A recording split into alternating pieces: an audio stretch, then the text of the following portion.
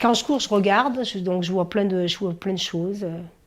Puis je suis toujours émerveillée par mais des choses banales, hein, que les gens, par exemple, quand je cours ou quand je vais me balader, ben, je prends un petit arbre que je replante ailleurs parce qu'il est, par exemple, il est dans le chemin et je le replante ailleurs parce que je me dis, ben, il va se faire piétiner, donc autant le mettre ailleurs. Ça fait partie comme les gamins quand ils trouvent un caillou qui brille. Donc je suis pas trop. Des joies, j'en ai tous les jours, quoi. Je sais pas. Mais je peux avoir des peines aussi tous les jours parce que, comme je te dis, je suis une éponge, donc j'arrive pas à ce que la souffrance des autres ou des animaux m'atteigne pas, quoi. Donc c'est un vrai défaut, mais il faut trouver le truc pour se soigner. Euh, donc il y a quelques années, on a accueilli un jeune qui avait des troubles de comportement, donc d'hyperactivité. Donc on en entend beaucoup parler, mais nous, on n'avait jamais vécu au quotidien. Donc un jeune qui dormait quasiment pas, qui mangeait quasiment pas, qui se faisait craquer les os de la tête aux pieds continuellement, qui restait pas en place sur sa chaise, qui était hyperactif mais inefficace du coup, pas ni en sport ni en travail parce que tellement bourré de tics. Et on l'a accueilli une semaine au départ, c'était en famille d'accueil, en vacances d'accueil. Et puis c'est plus avec au travers enfin, du travail à la ferme et surtout des animaux. Même nous, au bout d'une semaine, on explosait, on n'avait jamais vu ça. Donc on a réfléchi à deux fois, puis on a dit bon, on peut que, c'est obligé à le prendre parce qu'on ne pouvait pas le laisser sur le carreau, quoi. Et ben on l'a amené à ce qu'il prenne moins des médicaments. Je crois qu'il n'en prend plus d'ailleurs. Et, euh, et du coup, un an après, on a eu des échos. Enfin, son éducatrice nous a appelé, comme quoi en classe ça se passait bien, qu'il avait plus de qu'il n'était plus hyperactif. Et quelques années après, eh ben, il travaille chez un garagiste. Eh ben, nous, ça nous donne une ouverture d'esprit. Parce que ben, voilà, on n'était pas prêt à ça. Et voilà. Aussi sur la ferme, on avait envie de faire des fermes pédagogiques pour faire de l'éducation populaire. Les gens ont des a priori. Le cochon c'est sale, le cochon c'est méchant, le cochon c'est pas intelligent. Alors que c'est bien le contraire. Et donc je fais un parallèle avec ces peuples qui sont opprimés ou ces gens auxquels on colle des étiquettes. Et le cochon, c'est loin d'être sale. C'est même l'animal le plus propre de la ferme parce que un cochon, si on lui laisse suffisamment d'espace, il va faire un lieu où il va dormir, il va avoir un lieu où il va avoir à manger et un lieu de toilette. Donc du coup, j'ai un cochon. Et c'est devenu un peu l'emblème de la ferme. Et il fait des petits normalement tous les ans. Et après, les petits, toujours dans ce souci que les petits aient une vie de vrais cochons, c'est-à-dire dans la nature, euh, euh, fouiner dans la terre et tout, et ben on fait un petit casting pour vendre nos cochons. Donc souvent, c'est des jeunes qui ont une petite ferme et qui ont un cochon, certes pour le tuer, mais il vit une vie de cochon.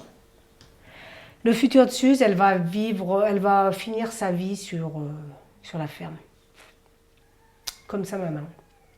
Après, si je vois que c'est difficile pour elle, si vraiment elle souffre, on la fera euthanasier. Après, peut-être que si j'ai pas eu cette réflexion-là, mais est-ce que c'est mieux de la faire euthanasier ou de la tuer pour la manger, pour respecter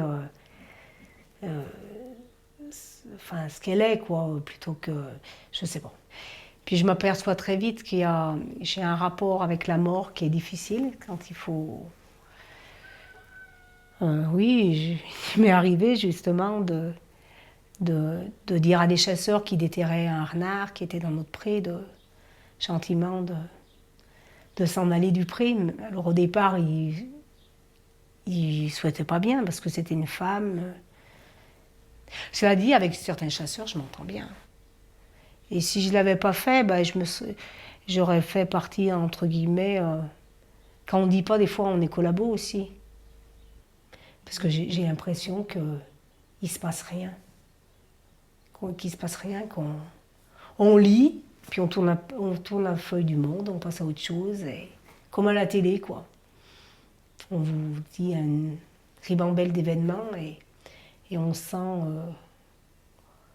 on ne sait pas ce qu'on peut faire. Et moi, j'ai fait partie beaucoup d'un réseau qui s'appelait Zéro GM, où on allait faire des actions sur le terrain quand qu'il fallait participer à des fauchages. C'est généralement pacifiste, donc on va dans les plantations.